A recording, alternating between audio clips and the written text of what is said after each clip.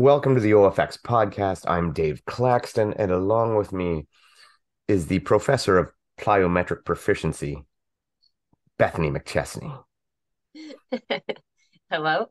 Hello. And we're a little off today because I am sick. So we were supposed to record last night with Ariel Fitzgerald, and sadly, I had to cancel. We'll have Ariel on soon because we want to talk about her big trail win, where she won the Spartan Trail World Series, which got almost zero attention. Right. And I'm not Although taking having some phenomenal runners in the field. Yeah, but I'm not going to take any blame because I don't usually talk trail, so that's not my gig. Yeah. So any of you other people who talk trail, that's your fault, not mine. Deal with it. But it's still awesome. It's still, I mean, that's a huge win, and Ariel's amazing. We love Ariel, so we need to get her on and talk. So hopefully that's coming soon. We actually have a lot of cool guests coming up very soon, so that's good, especially at the end of the year when everything's winding down into off season. So that's coming up. First thing we wanted to talk about though, and this you sent me, and sadly we cannot remember the athlete's name, and it's disappeared because it was a little while ago. And we just tell the gist of it, what it is, what this woman has done. So this woman came onto my radar, and I can't remember her name, and I wish I could, but the irony of that is that she actually uses different names. She changes her last name on different race registrations, but she came onto my radar. She ran the Detroit Marathon and she won, and which was interesting because she was coming back from a doping ban. So she had been banned for taking performance enhancing drugs.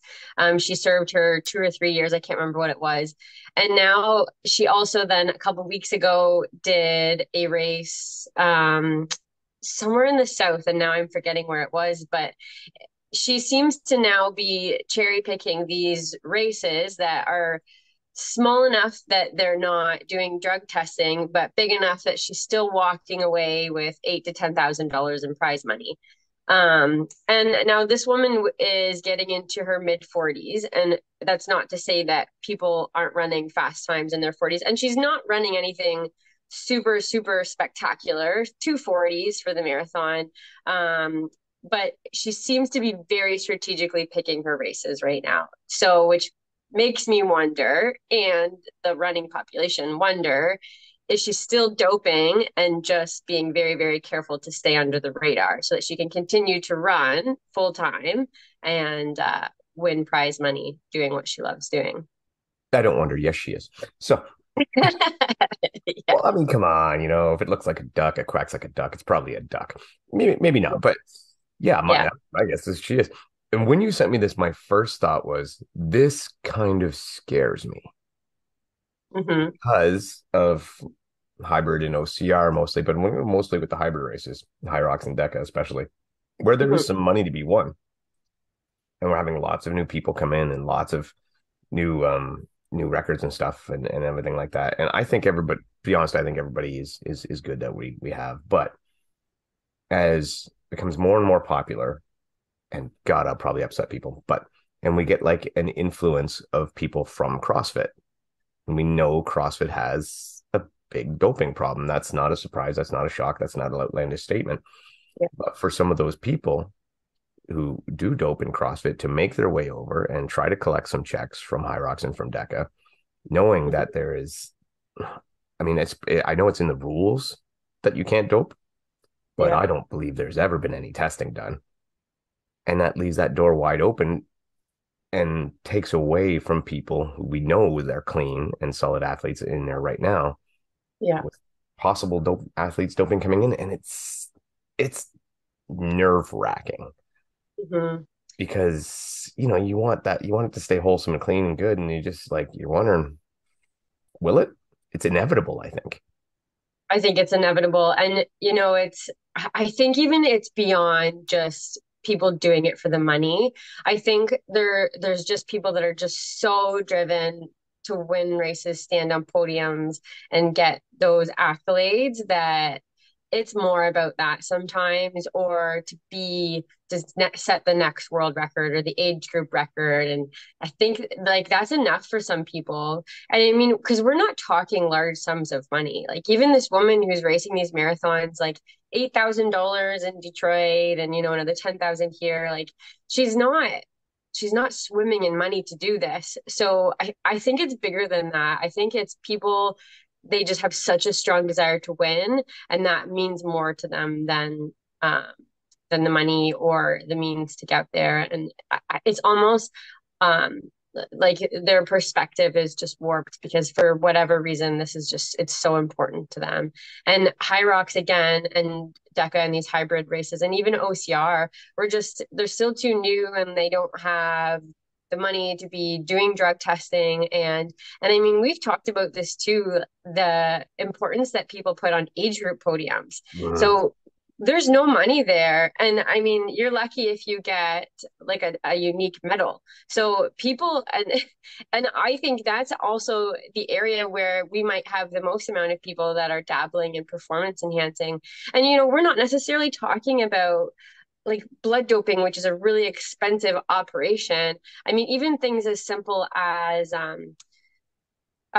like hormone replacement therapies, which is common, especially as when you're getting that over 40, over 50 age category. And then, you know, people, it's the temptation to, well, what if I just go a little bit above therapeutic uses? Like, which if you were an athlete competing in, like the IAAF, or you couldn't have any of it, like you couldn't supplement at all. So we're not in a world where we're under that type of we're not drug tested on a regular basis, so people could kind of play with those lines of what's therapeutic use and then what's performance enhancing. So I think you'd be a fool to not think that it's going on.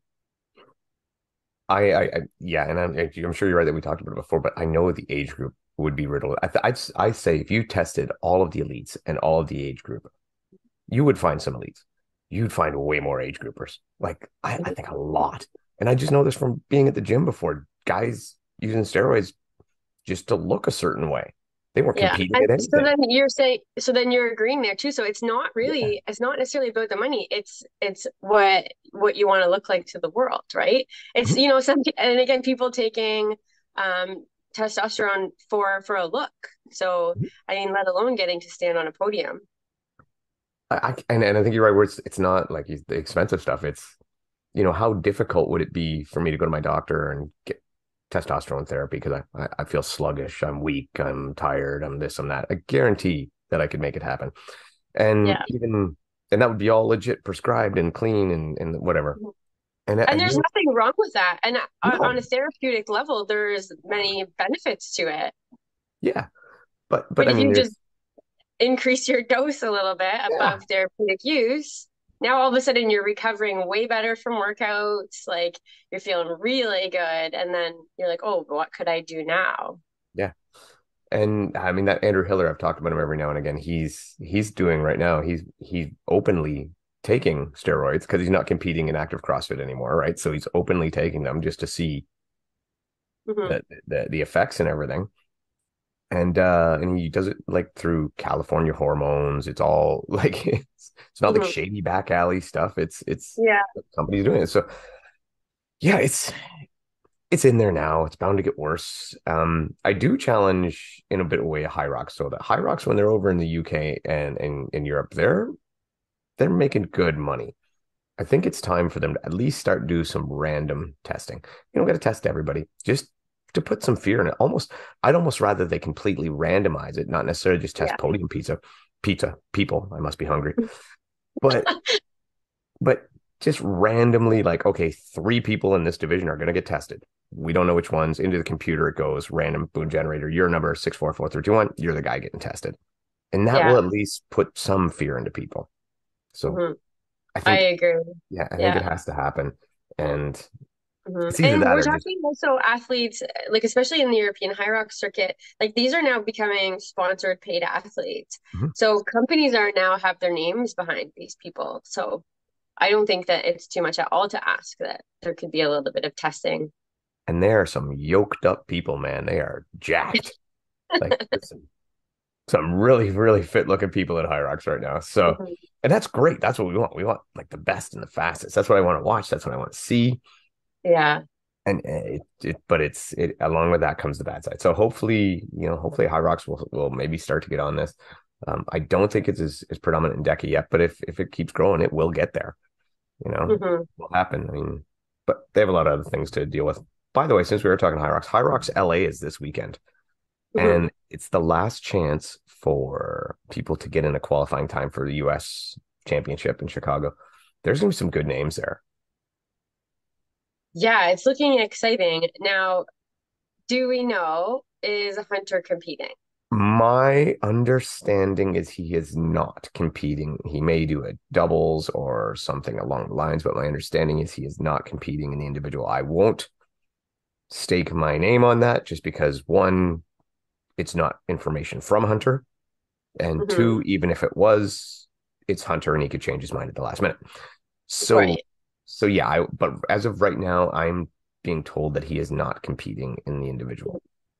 So, but you still have like Kent's going. I believe Rich Ryan's going to be there. Um, on the women's side, I think I think maybe Lauren's hitting this one, maybe Chris Ross. Like, there's a lot of people who have not got in the time yet, and you need to have a time to qualify for the Elite 15 Hmm. for Chicago. So I think it's going to be a good field. But at the same time, I think almost every one of them is treating it as this is a tune-up. I just need a substantial top 15 time, and I'm not going all out for it. Yeah. Well, and look at where this is in the season. Like if you're saying someone like Chris is going like such a full season of racing and now like they're gonna perform again. Like even Ryan Kent, like he obviously peaked for DECA World, so a very short turnaround and now he's racing Hyrox again. So they're just trying to get their times in. Like we're probably not looking at any world records here in LA. So they'll get the times they need and then kind of take some downtime likely and then gear back up. And looking, speaking of world records, I don't think that the map is set up at all for a world record whatsoever. Oh no. No, if I posted it in the OFX story, so you can take a look if it's still there. But it's I wish they would, and I'm kind of searching to get it on here so I can take a quick look and make sure. So I wish they would just squish it down 333-meter laps all the time, same course. And if we look at this one for LA, it's like oh, what kind of shape would it be? It's not like not like a rectangle. It's got like so if we're looking instead of four turns, you have one, two, three, four, five, six turns, right? But it's all kind of odd shaped. And So it's like a then hexagon. it's like a hexagon, except once it's like half a hexagon and then half a rectangle. Oh boy. Yeah. So, I mean, you have a long stretch, then you have a short run, then like a 45 degree, or like then what would it be like a 36 degree, 36 degree, 36 degree, and then another 90. And it's just, and Boy. then when I'm looking at the inside layout, I mean, again, it's like, so you run in and there's the sled pull right beside you, but that's station number two. So to get to the skier, you got to run down towards the out one and you hit the skier, then you're straight out from there. Then you do your laps. Then you run in, you go into the inn, and you got to go to the left, and then that's the sled push, and then you got to run to the right to get back out, and then back in, then into the right, and then that's the sled pull. There's no rhyme nor reason. And then when you finally got to go to the wall balls, you got to run in between the sled pull and the sled push to get to the wall balls. It's just all over the map, and it A little bit of seems chaos. unnecessary to me. And it's been a big gripe I've had with Hyrox for a while, and one, it affects it's just so unstandardized and they still insist on using the times as a qualifier. Hmm. So that's why it bothers me. Anyway, so what I'm saying is it doesn't look like what you would call a super fast course. Maybe I'm wrong because sometimes it's hard to judge, but it just looks a little bit convoluted. And I Yeah. guarantee many, many people will be lost going which way, which way, which way. And Yeah. It gets a bit chaotic, I find, when you go into the rock zone, yeah, um, trying to figure out where to go next. That's what I found the most confusing about it. But I mean we still have those little bit lighter sleds in the US. yes. that will help. And I think you'll still see some times around 60 and stuff, but I don't think you're going to see Kent go out there and throw down like a 57 or anything like that, or Rich Ryan or any of those guys that, I think it's going to be more like, 60, maybe a 59, even a 61. It's just going to be whatever they think it takes to get into Chicago and lead 15 Yeah. and go from there. It could make an interesting race up front, though. We could have a bunch of guys just working together and all trying Mhm. to get, you could have five guys under 61, all in that Yeah. 60 to 61. Yeah, they could clump, and that's something I could see. I could honestly see Rich Ryan and Ryan Kent buddying up Just and work running it together. together. Yeah. Yeah, and just working And together. And then, as they probably should. yeah, and then just say when they get to the wall balls, okay, let's throw down, like, Yeah. yeah, Yeah. which, The race starts at wall balls. which sounds like a lot of fun. Yeah. So hopefully, and I'm sure that High Rocks as well will have their Instagram live stream, which has been really good. I've said it before. It's as good as one man can do on his own for High Rocks. Graham does a great job. Really good signal, and he's great rabbit. Like he runs with these guys. He's super fast. So I look forward to it, and we'll definitely be watching this Saturday. I think live, maybe not because because I got to go and do the Deca 4x4 thing, Oh, yes. which is Mhm. really kind of confusing in its own right. I'm looking forward to it. We're gonna have fun, and this is not highly competitive by any stretch of the imagination. But you got to do like four people have to do 4 rounds of the Deca Strong, but two people start at one end on like 10 and 9, and the other two people start at 1 and 2, and then you got to meet in the middle. And it's a little confusing, but what the hell? It's just a workout. It's just for shits and giggles. Yeah. So we're going to Yeah. go there, and I'm assuming I'm going to do many sit-ups. And So you split them up. yeah, you can, How or would you you can like? you can split them up Yeah. however you want, but you always have to have two people on each side of the middle. Oh, it sounds like a game. I like it. It is definitely gamified, and it's just for fun. There's no prizes. There's no global leaderboard or anything like that. It's just a one of the monthly DECA challenges. So I mean, we got a little team together. We're gonna have a good time. Mhm. Going to Pure Impact Fitness to do that, and yeah, that'll be fun. And as well, we have another just gone live. Is Farm Girl has their second Mhm. DECA Strong set for, I believe it's February 25th Yeah. or late 25th February. and 26th. So they're doing a 2 days back to back. That's right. So more good Mhm. stuff. And example, the Pure Impact, they will be in January 28th, I think. So we're getting lots to do, which is great because this is a good way to fill the off season. I'm looking forward to it. And then for you and I, we're right down to High Rocks in February too. I'm super excited because Mhm. now I'm going to run the doubles, and then I'm going to sit there, and I might live stream some stuff. I might do it up. Maybe I'll do some judging if they want me to, whatever. But I'm going to be very much all over the pro field, and getting to take it in as either a spectator or a judge or a Your volunteer. first High Rocks I experience. know, I'm really excited. I better not get COVID the morning of. Yeah. If somehow COVID keeps me away from this one, I'm gonna be pissed off. I even ordered new plaid shorts for it, so that's how excited I am. Like new The new same plaid pair. shorts. No, no, these are a little bit different. They're a little bit different. I think they're a different Uh, material. so you don't just have like a stock of the same pair of black and red plaid shorts. I have two. So these ones are black and red as well. It's a buffalo plaid. It's thing. So Mhm. I got new ones there. They seem to be a lighter material, so I should be faster. Right. They're more of a running short because there's Okay. more running in High Rock. So I need the running short. Is what Mm. I got. So it'll be good. Um, Other huge things that we haven't had a chance to talk about. It seems like because we've had so many interviews and stuff, so much been going on, we haven't had a chance to talk about a lot of stuff. OCRWC has finally announced their location. Uh, I'm not sure the venue, but they've announced Yeah. whereabouts. Mammoth. Have you seen anything about the venue at all? Um, no, I haven't seen them name a specific venue. No. Okay, so I'll let you roll with it. What's your first thoughts? And you just said Mammoth Lakes, right? Yeah, so Mammoth Lakes, California. Yeah, my initial thoughts were like, oh, that's really nice for the people that can get there. Um, Again, we're looking at a location it's remote. You're a 5 hour drive from the international airport. It's an expensive place to stay.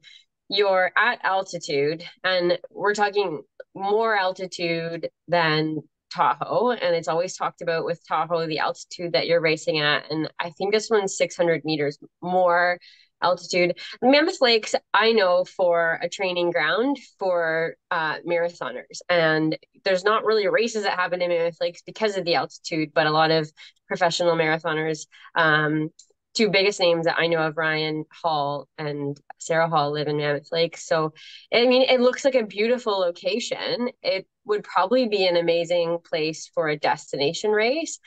I just felt like for a world championship where you're asking people to attend, and I mean, it's far for us on more on the East Coast, but now Europeans, like that's a very long trek. So if you want to get the European contingent, I think you're asking them to make a pretty long travel. And we were just in North America for the last few years. So I truthfully was expecting this one to be overseas just to spread it out because I think it's only been there twice overseas of the 9 years that we've had OCRWC. So I just assumed it would be back over the pond. So Mammoth Lakes just seems very, very remote to me and a very expensive travel for anyone who doesn't live on the West Coast.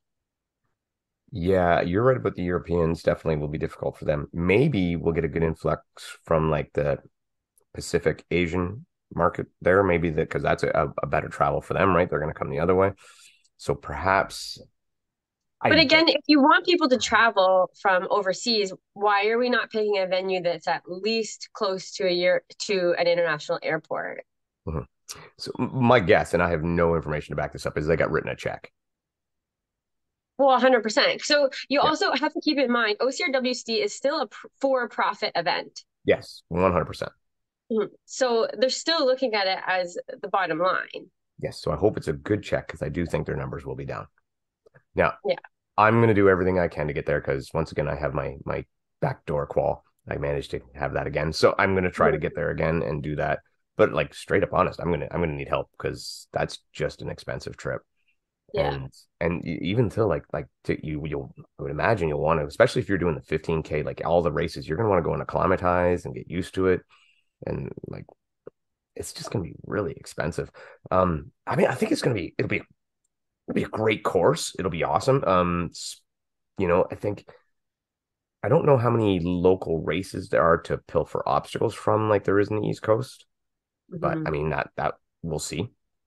Hmm. I just think that yeah, it'll be a really cool course. It'll be much, much like Stratton. It'll be a lot of climbing, a lot of descending, a lot of this, a lot of that. Um, and we know Stratton wasn't giving them a check. They were more or less just kind of neutral. It was like, yeah, you want to go here, go ahead, but Yeah. what it is, we don't care.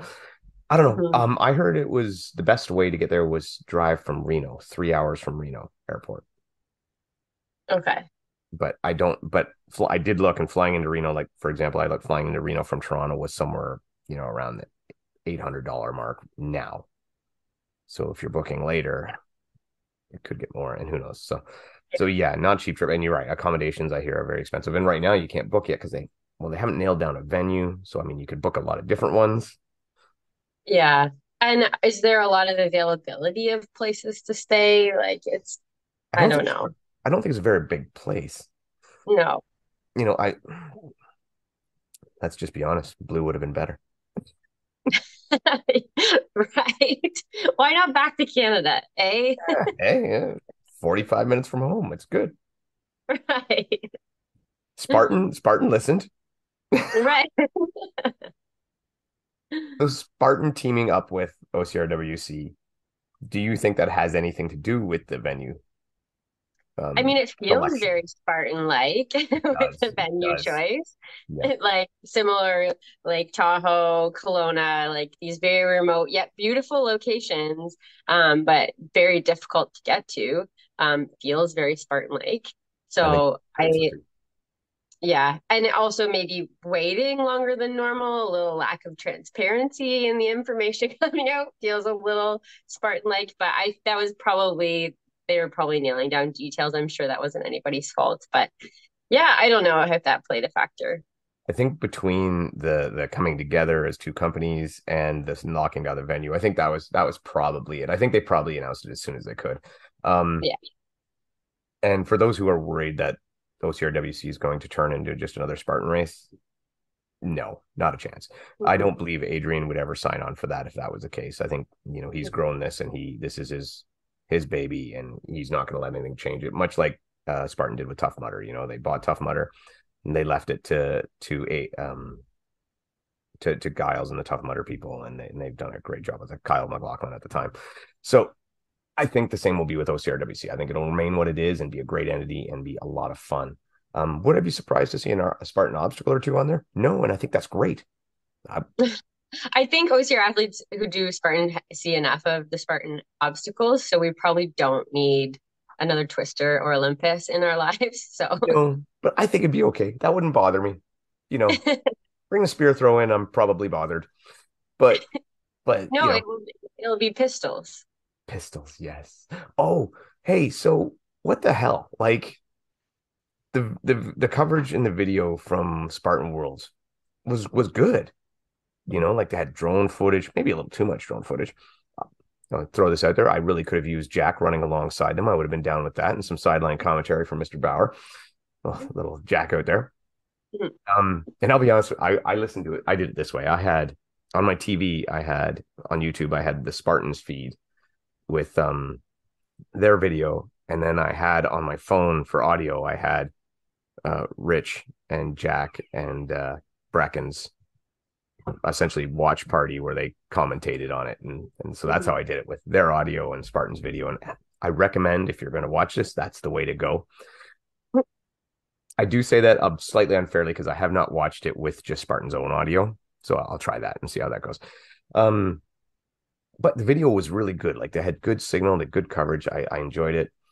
But then they had the 3K, 1K loop team race, nothing.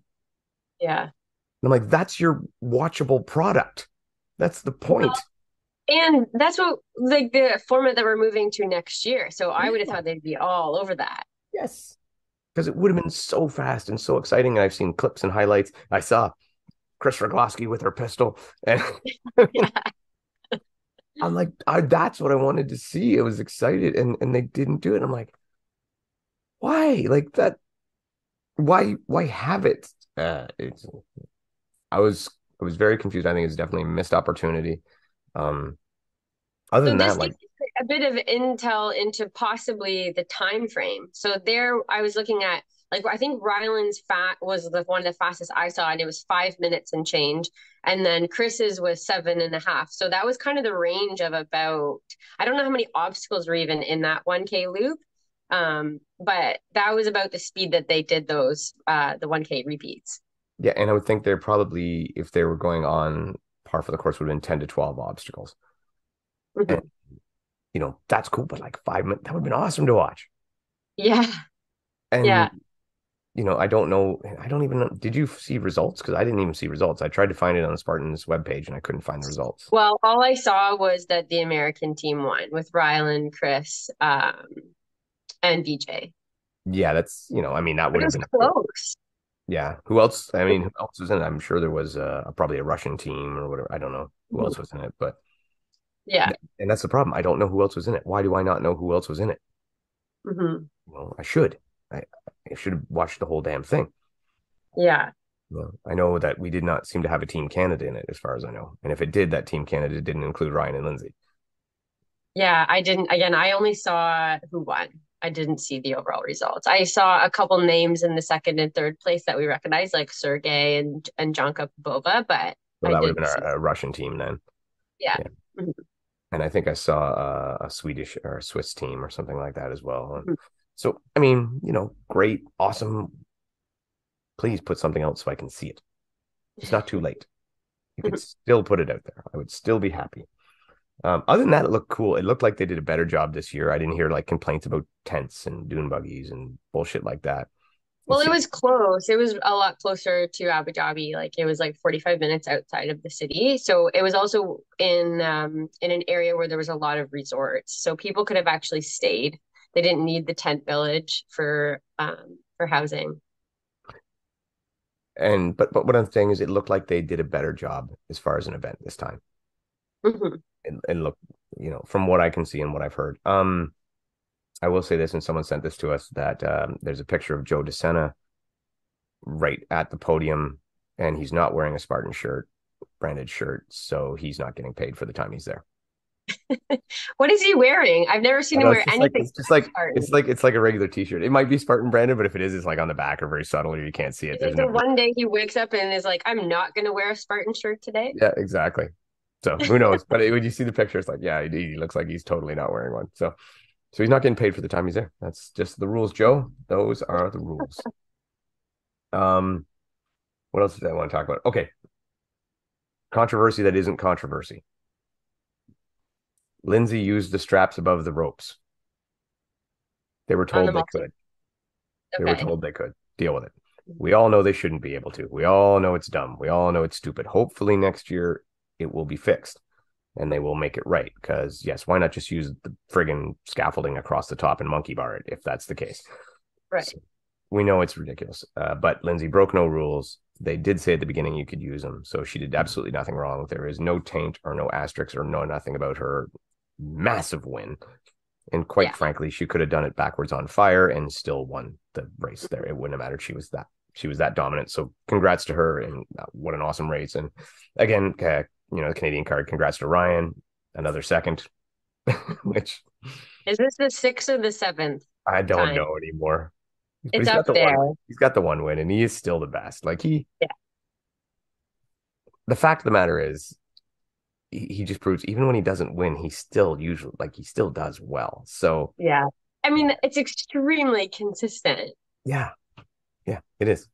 And he took it like a champ. He was very classy about it, and he said, Sergey just beat him, just was more prepared and outraced him. And say Levy, great job for Sergey. And by the way, Sergey Preligan is really really looking good. And I loved. Did you when you saw the standings, the top 10? I just loved so many different flags. Boom, boom, boom, boom, boom, boom. Like Yeah. it was very much a world event. Despite the Yeah. fact over here we might be, well, not all the North American best athletes came or whatever this thing is, but that was a world event. Hmm. Whereas it doesn't ring that way all the time when it say was in Tahoe.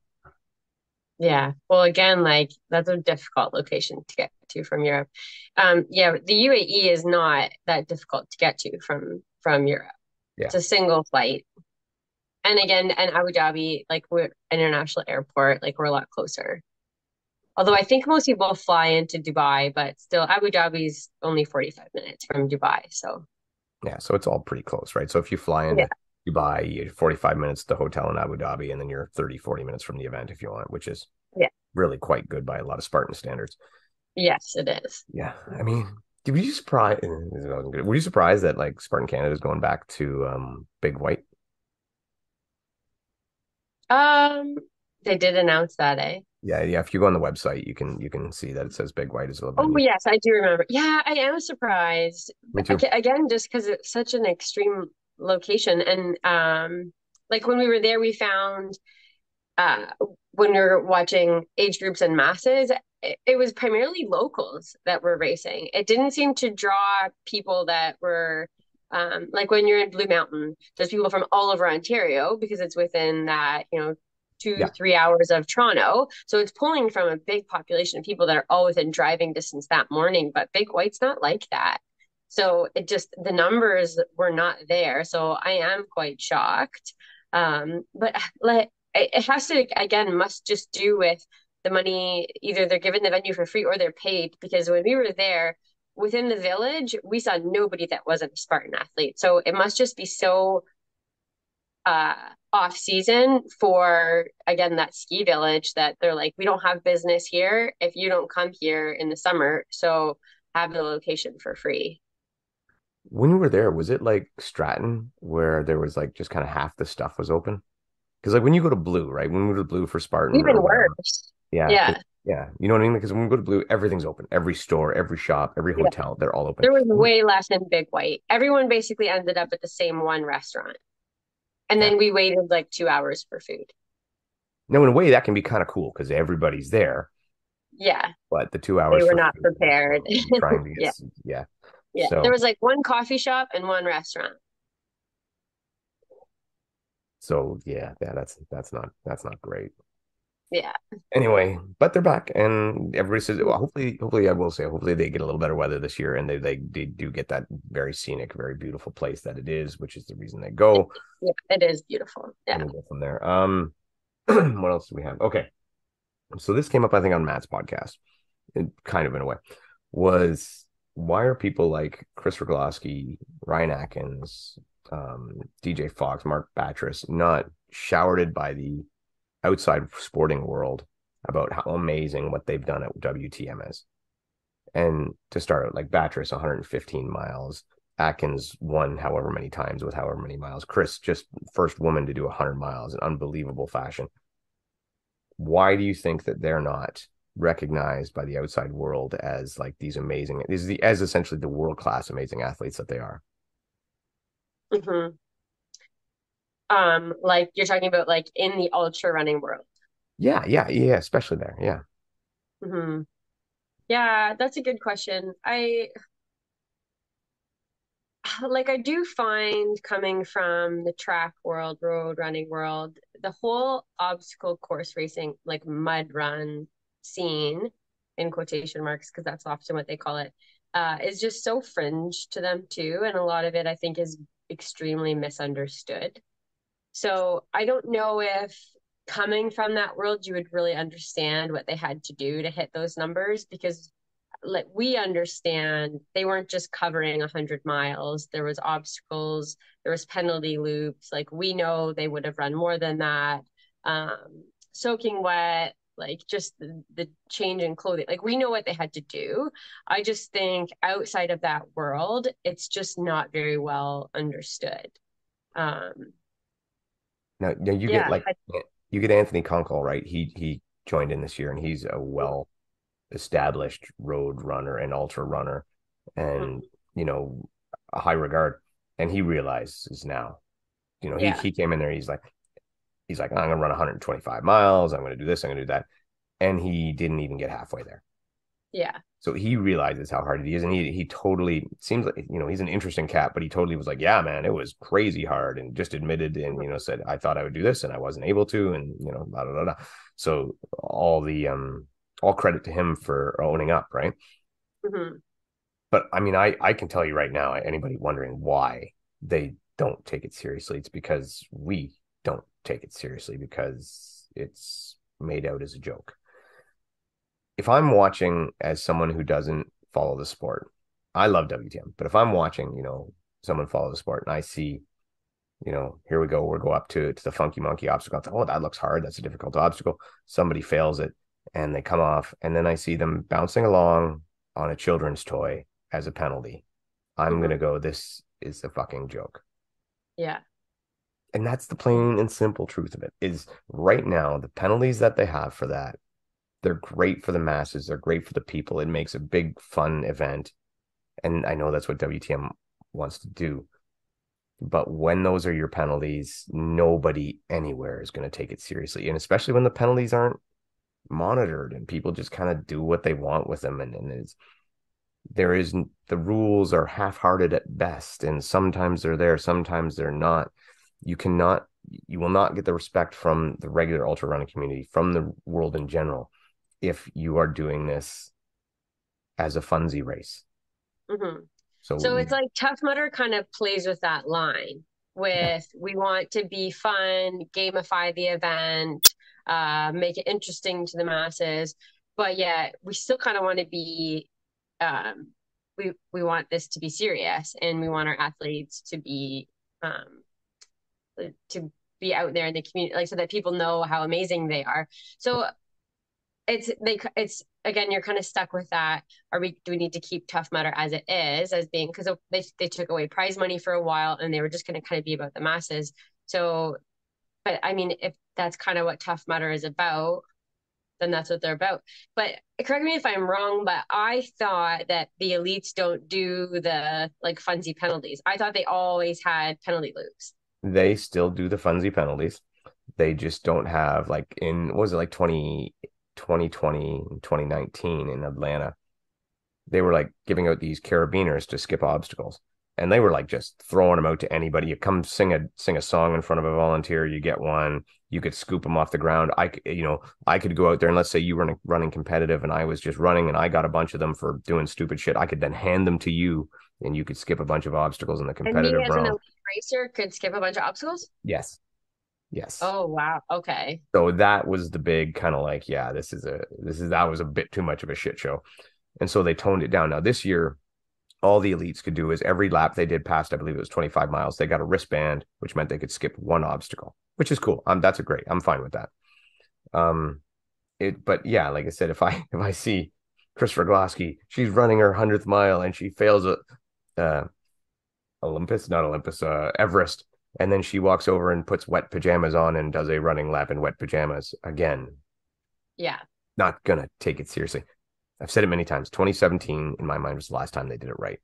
When the penalty loops were penalty loops. They were long, they were hard, and you failed an obstacle, you paid the massive price. Like some of them were almost a mile long. So, Oh, wow. yeah. And the obstacles were not goofy. They were legit. They were difficult. There was no clowning around. That was the one Atkins ran 110, Rhea ran 90, which I still think Rhea's 90 there. It's right up there. I'm not going to say it's more impressive than Chris's because Chris did 100 and 100 is 100 and that's just amazing. Yeah. But It was a Rhea's different race then. yeah, it was a different race, and where she ran that 90, she probably did 15 miles in penalty loops. Yeah. Yeah. So because she failed everything. But So Tough Mudder then now has gone further in this direction, is what you're saying. yeah, they've gone more funsy, yeah. Since that was the last time I remember it really being what I considered a real serious race. And there was real money on the line, and I think that's why it was a real serious race. Yeah. So do you think if they got rid of that, would they lose the appeal to the masses? I don't know. They had the masses then. Like that was like a 1,600 people there for that race, you know? Yeah. So it seemed like it was all right. I don't think they would lose the masses. Yeah. I really don't. I People don't do think it for the challenge to see how far they can go. I don't think there's a single person going there saying, I want to go bounce on that bouncy ball. I I don't. agree. I don't. But yeah, And but the I've people, never done a Tough Mudder, and I don't understand the community the same because everyone says Tough Mudder people like it's its own community. So I don't really know. So I can't really speak for the community of Tough Mudder runners. So, but I'm just assuming the people that do WTM are in it to see how far they can push themselves. most of End of them, most of story. them are. Most of them are. The thing with the Mhm. WTM community, and this is where it happens on course, and you could see it perfect with Callie Schweikart.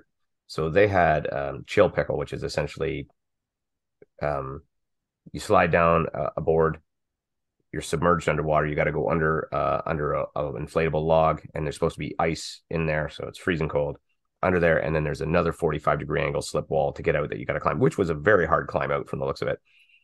Mhm. And Callie epitomized what the Tough Mudder community was there this year, as she's running, contending for podium spots, and she was probably there for a minute to 2 minutes, hand reaching down, trying to help this gentleman get up.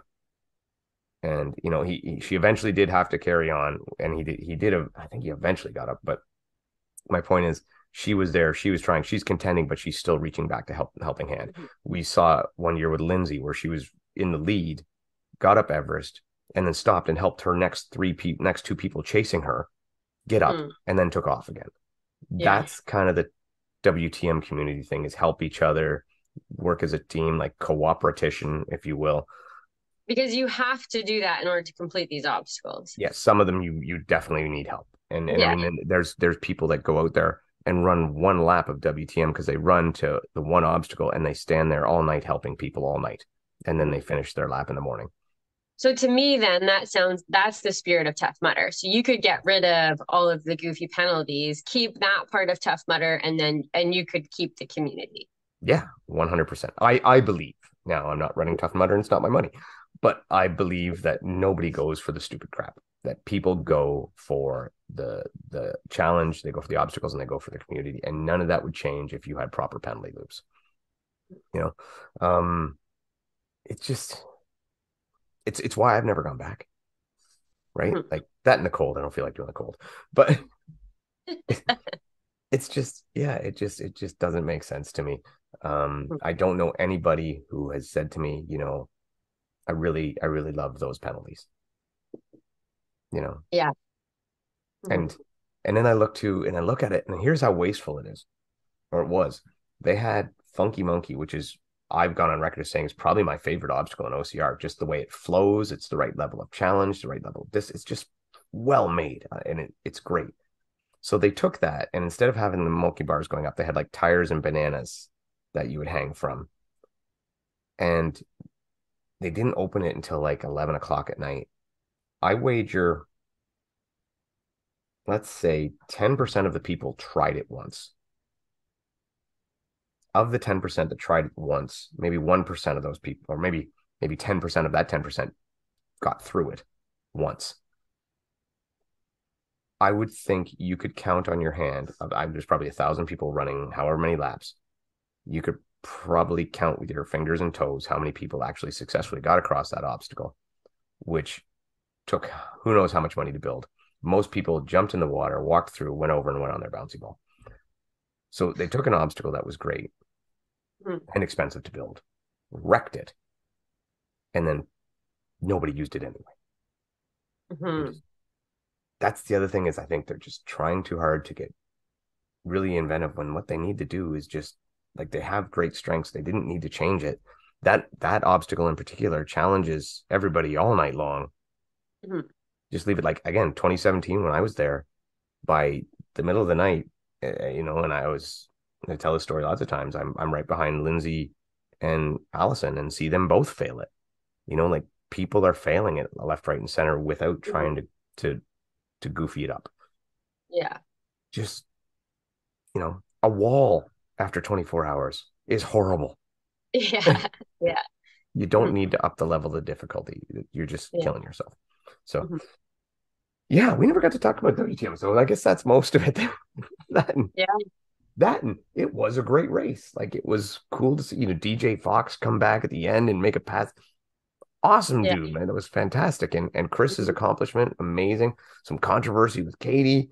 I don't know enough about the controversy to get really into it, but she was DQ'd, she wasn't DQ'd. There's a lot Maybe of, got assistance on the course. maybe got That's all I assistance on the know. course. I Nothing don't could have, be verified. So, yeah, I don't have video proof of any of that. And then what was her name? Street. I think she came through anyway. She went out without her bib that had her timing chip on it. oh, Jenny. Jenny. She went out without her bib that had the timing chip on it, which is against the rules. So she came back in to get it. But then they made her go back to where she came off the course, and then run backwards on the course to come back in, which I think is just daft. It makes no sense, because to me, if she's run, let's say, a mile into the course and then realized, oh my God, I don't have my timing chip, I don't care where she comes off the course. She comes back, gets her timing chip, and starts at the beginning again, which makes sense. But they made her, when she came back to get it, they go, no, no, now you got to go back onto the course where you came off and run back to the beginning and then start there again. oh, wow. I'm like, that makes no sense whatsoever. She should have been, Mhm. and I think honestly, that might have cost her the Second. second place, which cost her money. So I heard the interview, and she did sound a little sour about it, and damn right she should be. Like, Yeah. that was a poor choice on TM's part. Mhm. I don't know. So, but it was full of everything. It was a great race, and they had cameras going all night long, Yeah. and very good, where you could follow along on the standings and see where everybody was, and I thought that was really well done. So a lot of good things, and a lot of things that, as usual, bugged me. Yeah. Good battle with Tyler and Mark Goddett again, and a little back and forth there. Yeah, they were great. And I mean, we saw what happened to how it made Gaudette when he got to Deca. Like, he was not himself. He was in rough shape. I mean, obviously Yeah. Chris as well, but Mark still looked like he was running pretty smooth. Like, I know it's not up to his standards, but I'm still in awe of anyone that can run at all 7 days after doing that. well, he I think he was smart, because he knew him and Magida had a really good shot at winning the relay, and he Yeah. knew that his chances on the actual individual fit were not great for a cash spot or a podium spot. So he's like, I'm going to sit this one out and go with my teammate and do my best there. And I think that was super smart of him, and it paid off. They did great. Well, I and mean, I think Megita did maybe 60 or 70%. Like, mhm. I don't think it was a 50-50 split. So, but I mean, Mark still held his own in the running, and he still had a really good running stride, Yeah, despite probably not having anything in his legs. he did. And yeah, they made the big move when Magida got on the bike. He made up 18 seconds on the bike. And Mhm, that was where they got the chance to take the lead because they were trailing until that point. So, mhm. and they had a couple of miscues, like Gadet overran the ski erg station, and Yes, I by a think fair bit. Yeah. yeah, and then I think he tried to get up after 20 push up or 20 sit ups, and so there was a few Yeah. mistakes, but Mhm. they came back and showed that they were dominant, so that was cool. And then Chris as well, she was great too. She did what only Chris can do and came back and was competitive and awesome, and of course volunteered the rest. Just typical Yeah. Chris Rogloski amazement. Mhm. It's not even stunning anymore. It's just what she does. Yeah. It's just unbelievable. There's one more thing I had on my list, and this just came up a little while ago. I got an email. It was an email, I think, or somewhere I saw it. People selling either fake High Rocks tickets or scalped High Rocks tickets. And I'm like, again, just like when we say This possibly, reminded me of the Taylor Swift controversy with her tickets. oh, I didn't even know. I say, I don't have time to pay attention. What happened to poor Tay Tay?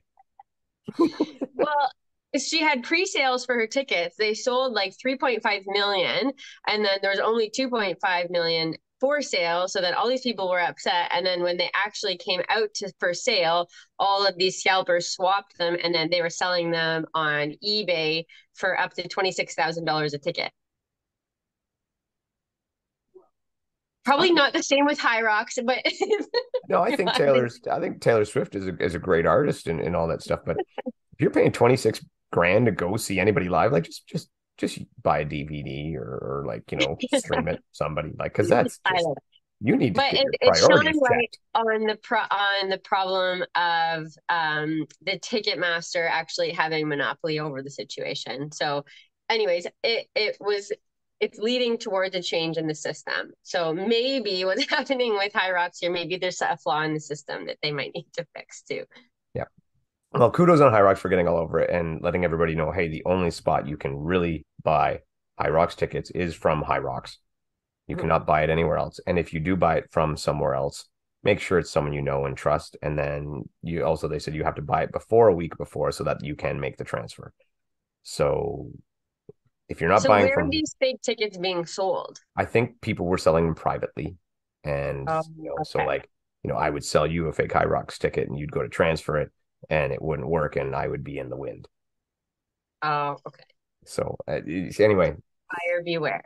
buy it from High Rocks or it's your money, you're risking it on your own. And you know what? Here's the other thing. If you are buying High Rocks tickets and then just to sell them for more money later, you're a dick. Mhm. And, don't be a dick Yeah. because people really want to race. And that's just High Rocks tickets Yeah. are bloody expensive enough as it is. Don't make people Yeah. overpay. Yeah. Make your money elsewhere, please. Yes. Yes, absolutely. Go deliver pizza. It's a good job. You get free food. It, you'll love it. It's great. Don't tell your insurance company though, because they charge more money than you. So, and insurance is probably the people that are selling the High Rocks tickets because those guys are scammers too. I don't like them either. It's true. It's terrible what they charge. You get a young son, man. What they got to charge for insurance is nuts. It's not fair. Not fair. Mhm. Anyway, Mhm. that's what I got for today. And you got anything else? No, that is great. Yeah. All right. And again, we apologize that we didn't get Ariel, which we really wanted, but we'll have her on soon to talk trail. And like I said, we have some really good guests coming up. That's going to be a lot of fun and a lot of different stuff.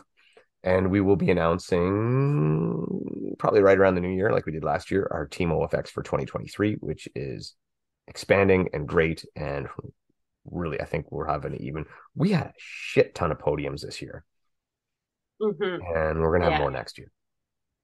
Really exciting for Team OFX. Really exciting, really exciting. I think we ended up doing a lot better in the hybrid than we expected. So Yeah. that was good. And yeah, it's awesome. So take us away, Beth. Yeah. Thanks so much again for listening to Dave and I ramble about all the things. And until next time, keep crushing it.